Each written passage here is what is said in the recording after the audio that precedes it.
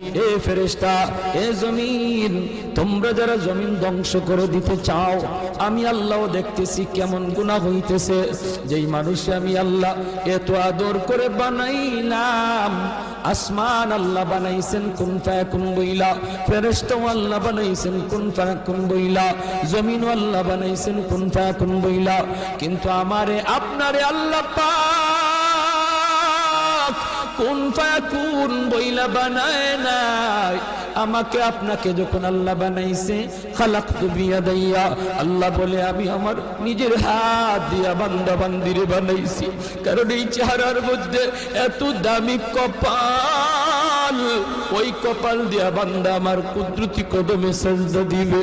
এই কপালটার এত দাম, এই কপাল কুন ফায়াকুন বললে হয় না, এই কপাল ফেরেশতাদের হাতে বানাইলেও হয় না, আমি আল্লাহ নিজের হাতে